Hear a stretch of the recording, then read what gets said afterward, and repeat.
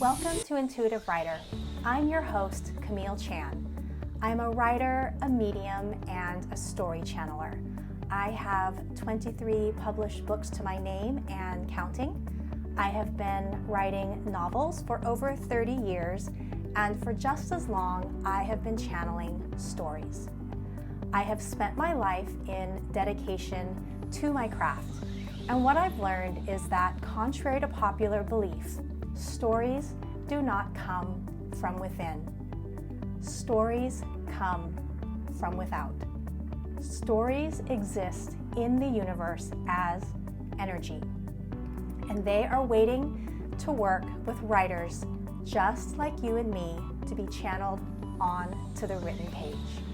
I believe that so many writers out there are already channeling stories, but they're doing it from an unconscious space.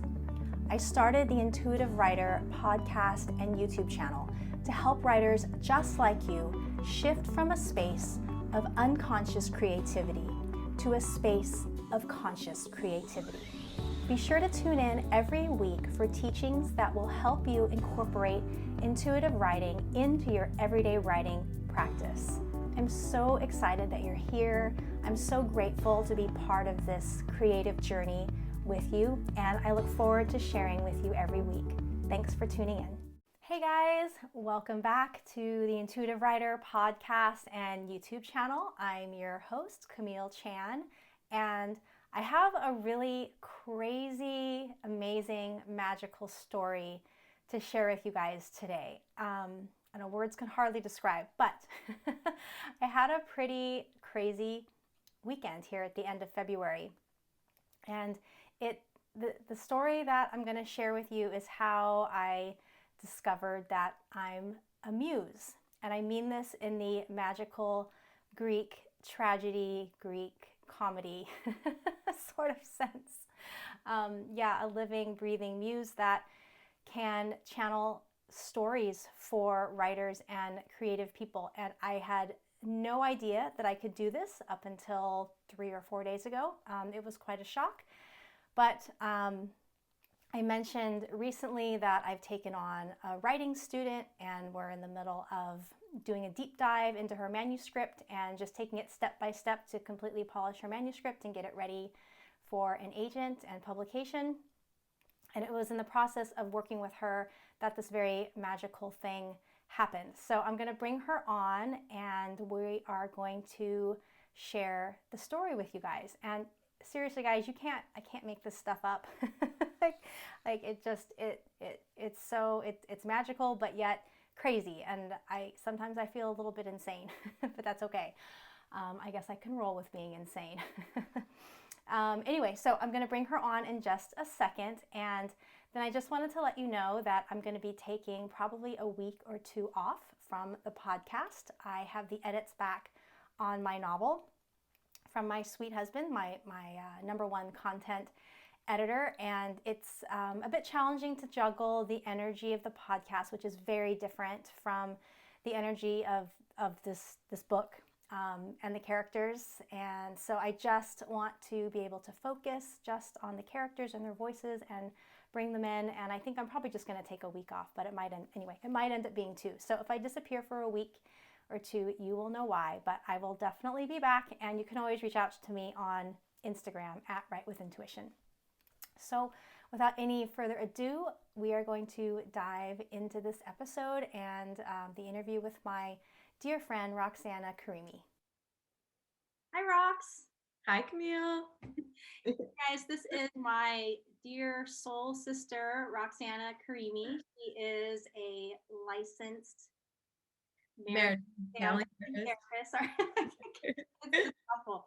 And she has her own podcast where you can find her called Talk with Rox. And so we're here today to share a story. It's a story of discovery for both of us, I think.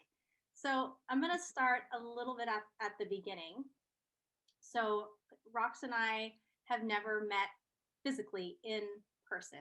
We actually not yet. Yes, we will. We already know we're going to. We, strangely enough, we met online in a manifestation group, and we were drawn together from the similarities in our human design charts. And I have not yet dug into human design on the podcast, but I definitely plan to, because it's something, of all the modalities out there, it's probably the one that speaks to me the most, and it's probably the one that's had the biggest impact For sure. in my life. Case in point, it brought me one of my soul sisters. Yay. Yeah, so Rox and I met online, and we just started talking. We kind of had a connection over books because I'm a writer, and you love to write. You've always loved to write. And one day, we probably had known each other maybe 4 to 6 weeks, and just like casually chatting back and forth, I really clearly heard the message, you and Rox need to work together. I was like, okay, that's weird. So I didn't do anything about it, and for me the message kept coming, and so finally I was just like, okay, I know this is weird, but so I messaged her and just said, hey, I keep hearing the message that we're supposed to work together. You want to take it? Yeah, it was really cool. I was feeling the same way, and receiving similar messages, but I didn't really understand what or how, that was going to happen. But it did feel like there was this kind of like immediate connection and growth that was going to be coming. And at the time, I mean, I look back on it now and I like my manifestation list was really focused around I'd love to find someone who can help grow my book, but I can really trust. And I had all these ideas about like how I wanted to, bring forward the conscious healing program and the course and the podcast, but I didn't know anything about that stuff. So then I just kept hearing this message too, and I felt so drawn to you and hearing more about you. And then I read your book, and I was like, oh, she's so cool. Chills while you're talking, because it's so aligned. And so what's Yeah. funny is we embarked on this journey of blind faith, blind surrender to the universe, because we both heard the message, but that was all we heard. We didn't know, okay, we're supposed to work together, what does this mean? And at first we thought we were supposed to open a business together. And we're Yeah. like, okay, we've only known each other on the internet for 6 weeks, but we're going to open a business together. And so It's from funny in there, hindsight. Yeah. and then I think it was actually you received clarity that we weren't actually supposed to physically be opening a business together. Yeah, that was so, oh my gosh, it was so intense and painful, honestly, a little bit too. But I was after like we'd been talking for a while, a little bit more and thinking about our business and stuff. And then it just was like, wait, how does this make sense? Or like, how do I show up in this, And the more that we talked about it, it was like, Right? How does it mesh? yeah, totally didn't make sense. And then it felt like we broke up and it was so sad. I even texted you and I said, oh my God, I think we just broke up. And like, I was really sad. I told my husband, I think I broke up with Rox. It was terrible. Me too, but I kept saying like, you know what? This person came into my life for a reason. Like I still had that trust in that it was the right thing or that something was going to come from it, which I don't normally feel like. I could have really leaned into the devastation like I normally do, but I didn't. Yeah, we kept talking. And then what we ended up doing was forming a support group for budding female entrepreneurs. That's It's a right. group of two. That's all you need, right? You just need That's it. one person to lean on. Yeah, just some support. Yeah, so we started getting together and chatting once a week and just supporting each other as we're both trying to build our online courses and our podcasts. And for me, like you've been such a supportive cheerleader. I know that I know you're in my corner no matter what, and that means so much. I can't even tell you. Oh, I feel that way about you too. And it honestly helps. Like sometimes you really need that encouragement and just some person to be like, I see you and what you're doing, like, and keep going. So it's mutual. So then let's see. So we fast forward a few months, and Rox wrote her very first book. Yes. And I do occasionally beta read, not very often, but I felt since I had this strong connection, I really wanted to be there and help you out. So I said, hey, I'll beta read your novel. And my thought was, I'm just going to read it. And normally what I do is I end up typing up a page or two of notes. I don't mark up the manuscript. It's just, here are my notes. I present them and then go along my way. And then as I was reading it, I just felt so much soul and so much energy in your story. And it was so beautiful. And by the time it ended, I was crying. In my bathroom just crying. I was telling my husband how beautiful the story was. And I realized that in my heart, I didn't just want to give you notes. Like, I really wanted to work with you and do everything that I could to help you make the story as polished as possible so that it could take flight and find home with an agent and find home with a publisher. And I just felt like it was something I really wanted to do. And then I also knew that it would help me because I, as a writer who's been doing it for so long, I have this subroutine that runs in the background when I write, and I'm not always very good at expressing the technical skills that I'm using because I'm just it's sort of like breathing. I just do it. I don't know how I do it. So I knew that helping you would help me also, clarify my own work. And you always learn. Yeah. Yeah. It's just I was not expecting that at all. I figured there would be some notes too, and it would just be like, cool, great job. Like, and just even the fact that like you were touched by the story or listening to you as you were reading it and you being, responding to me or texting me about stuff that related to you or resonated, it was just so awesome. And I feel so excited to be working with you. And I was so nervous actually when I emailed you to propose, working together. I was really nervous, like maybe I'm going to get rejected.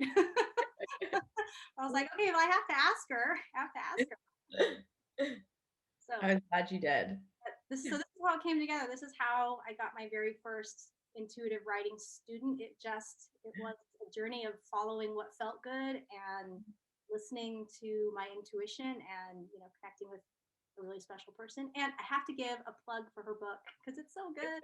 It's about past life romances. So I definitely believe, I know that I've had many lives, many different experiences, and people that come in and out of my life, I know I've had connections with them in past lives in other places.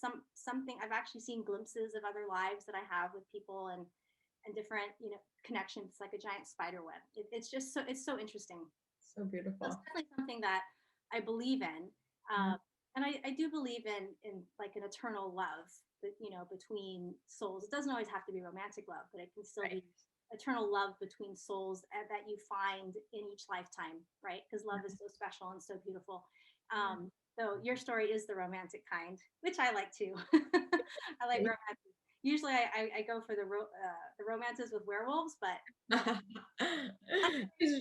just regular humans, at least for now. Yeah, so it's just this lovely story about two people on opposite sides of the world finding themselves, finding their paths, healing themselves, and then finding each other and finding this eternal love that has carried over through the ages. And it's such a beautiful story. Like I said, I was crying by the end. Makes me so happy.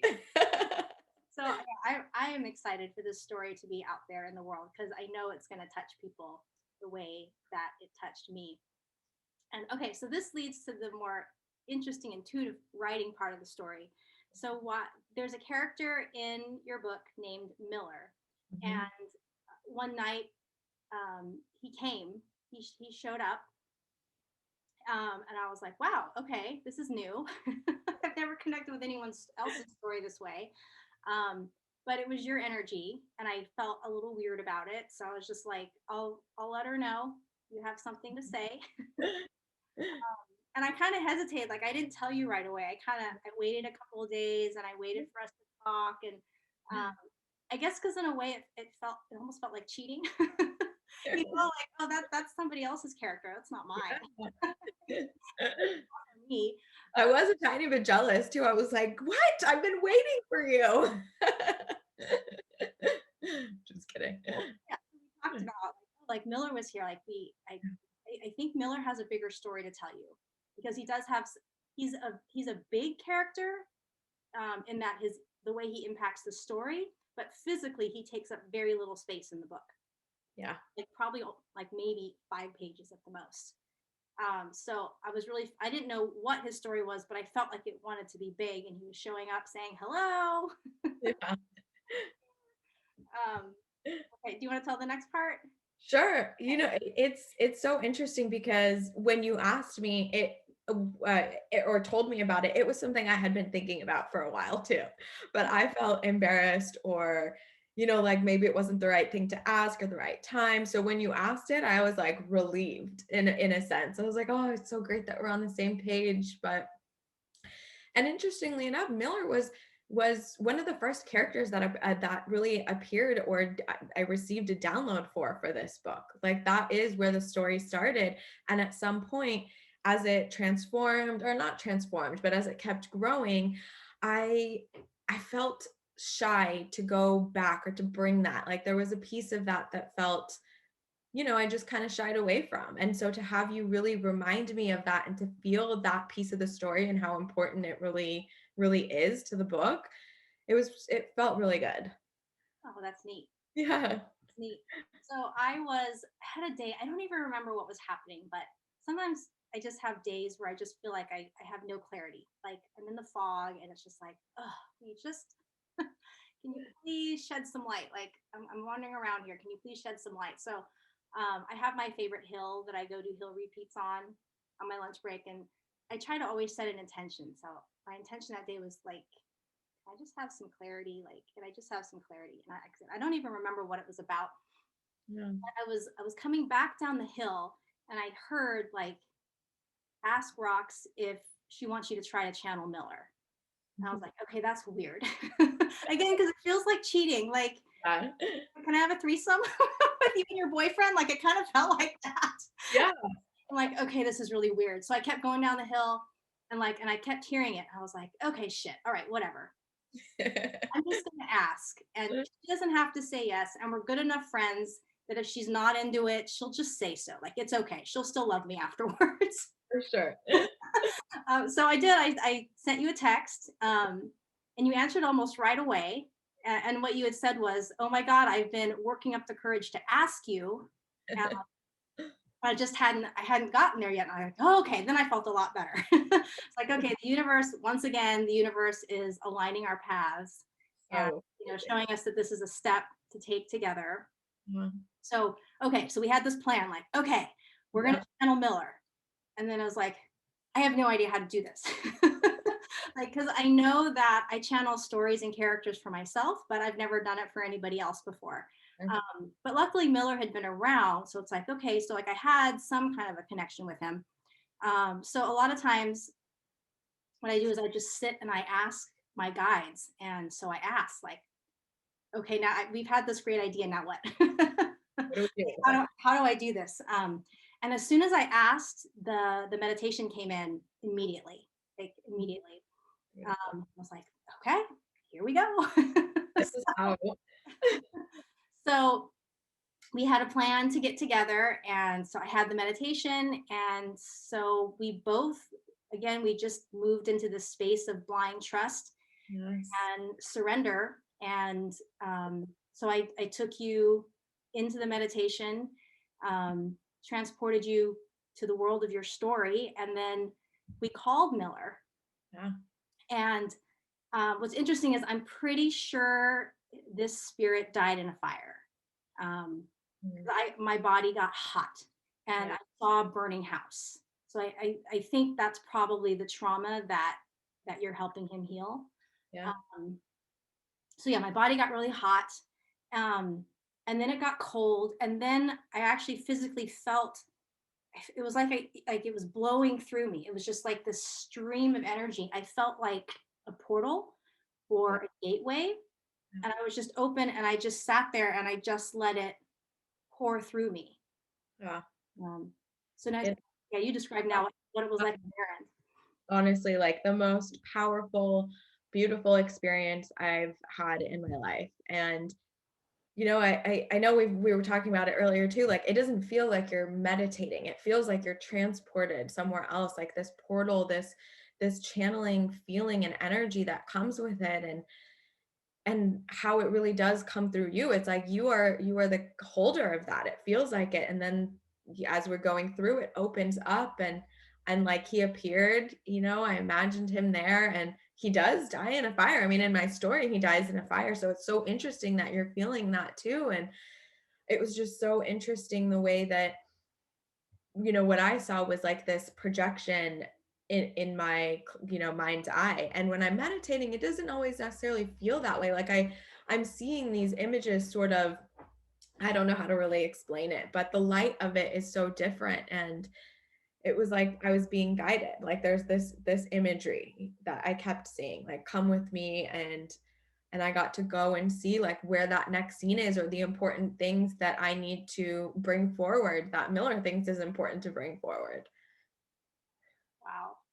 It was a cool gift. It really was. It was amazing. And I felt like a gateway. And again, we went into this with kind of blind faith. We didn't know what was going to happen. So I didn't know if I was going to be seeing your story. Like, Yeah. I guess in my mind, I thought, oh, I wonder if we're like going to both be there and we're both going to see the story. But I think it's because it's not my story. Yeah. So like I did function as a gateway, and it did migrate from me into you. And what's interesting is I was facing north, and physically you're south of me. Yeah. But the flow of the energy was going north, like toward, Oh, I just got chills. Yeah. which was so interesting. And what's crazy is we were talking about this earlier, and I didn't know really how to do what I did, and but I know it worked because I felt it, you received it, and Yes. in some ways it felt like when a baby's born, a baby, it doesn't know how to breathe, a baby doesn't know how to cry, but yet a baby does, right? A baby does know how to cry, and a baby does know how to breathe, and they just do it. It's just instinct. And I think for me, that's how the experience, like, I just, my guides showed me the journey to take you on, and then like I just did it, and then I just opened up, and it just came through. um and So cool. yeah, it was amazing. Yeah. So cool. And so much just, heightened. I felt so giddy and energized after, for probably like 24 hours. Really. It was just like so present with me after that. Oh, that's cool. So his energy like stuck around. Yeah. I kind of wondered if once I connected you guys, if you'd be able to pull him in more easily. Yes. I used one of the intuitive writer meditations from the course, like a few days after that, to connect and to keep writing. And I felt like it was a continuation of what we had done. It Oh, felt similar. Yeah. Not as intense, but there was definitely a similar energy to it. and it's interesting because I use the word meditation. Yeah. That's the only word that I have, I Yeah. guess, in my lexicon. Yeah. And maybe I'll come across a better word, but I Yeah. I do think I open doorways or portals, somehow. Yeah. There's definitely some type of channeling or something. Or I think what you call the course like the intuitive writer activation. Like something about the word activation even sounds more like it too. That's a Yeah. good. That's a good. Yeah. I like it. It's very cool. So here's the next interesting part of the story. So I had I had these experiences, I reached out to a shaman that I follow, and she is such a fun lady, you guys. She's called the Rock and Roll Shaman, and she's got a website, she's got a Patreon, she's on Instagram. Her name is Andy Murphy, and this lady keeps it real. Like, she keeps it real. Like, I was listening to one of her podcasts the other day, and she's like, "This is your time. Go light up a joint, go grab some pillows, get comfortable." I mean, like, she just Yes. keeps it real. And she's full of so much love. And she doesn't do private readings anymore. She's dedicated to teaching her classes, but I kept hearing from the universe, like, you need to reach out to Andy. You need to reach out to Andy. And I was so embarrassed. I was worried she was going to say no. finally I was just like, okay, I'm hearing this message too loudly. I just need to ask. And what was cool was as soon as I sent her the message, she texted back and she sent me a screenshot of what she was doing. And she was actually in the middle of watching one of my reels on Instagram. Oh my goodness. Oh, the universe Oh, helped me out. They helped me out. They broke good the ice. alignment. And she said, sure, no problem. And so when I was talking to her a few days later, I was describing what had happened because like I'm physically describing to you guys what happened, but I felt like I didn't have the word. And so I asked her, I'm like, I don't know what happened. And she's like, you're a muse. I'm like, oh, and like why I didn't think of that word, I have no idea. But like, yeah, like in a muse in the Greek tragedy comedy sort of sense, right? Yeah. Like a living, breathing muse. So it was definitely, it was a revelation. A, that I could do what I could do it, and it was natural, and then like what it actually was, like having that name, Yeah. that label, and label to, I guess, to help me understand Yeah. what it was that happened. It does. It helps you make sense of it for sure. Yeah. And when I thought about it, it's like, oh well, I always knew that I could channel stories for myself. Yeah. I just didn't know that I could do it for other people. So I'm leaning into the universe. I think, I guess where I see this going is eventually being able to offer this, for people, is to help open these gateways and help channel in stories so that people can establish a stronger connection. I don't know how it works.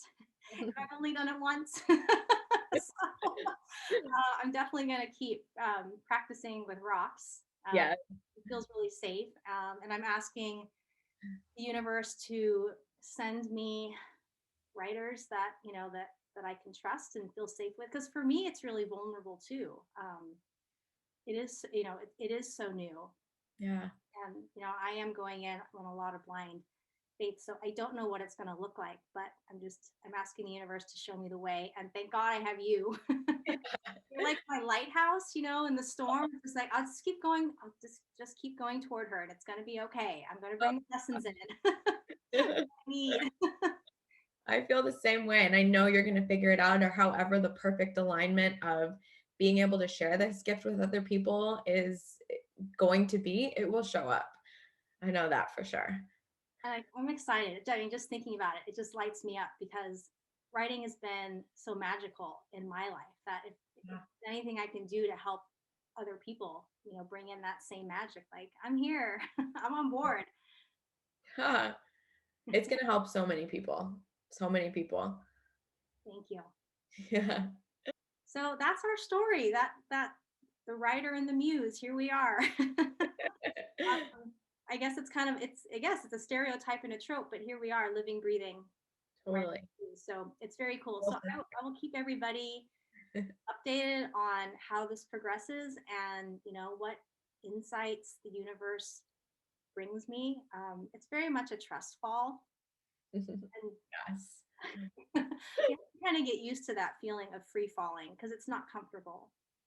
No, it feels scary, and sometimes you want to hold back, but I think having each other and having this reflected, aligned sort of purpose and path, it makes it so much easier.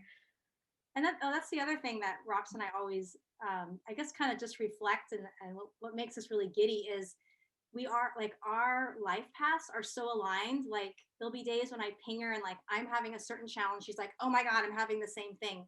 So it's like we feel like cars on the freeway. Totally. We're not in the car together, but we're right next to each other, and we're going 1,000 miles an hour, and it's fucking terrifying. It feels like it's like we've sped up though, now that we've like aligned like this on the freeway. We're like staying at this cool pace and just like shooting through the universe or something. Just having this blind trust, and it all just started from listening to our intuition and hearing the message that you guys need to work together. Yeah. I mean, again, we did the free fall and trusted it, and like here we are. Now I can't imagine life without you. Me neither. Don't even think about that. No. I know. And maybe someday when we meet in person, we'll have to do a live, like. Yes, that'll be so fun. That's a great idea. Thank you so much for coming on the podcast. And everybody out there, thank you for listening to our story. I hope you found it as magical as we did, because as you can see, we are lit up. Definitely lit up. Thank you so much, Camille. It's been fun. Talk to you soon. Talk to you soon. Love you. Bye.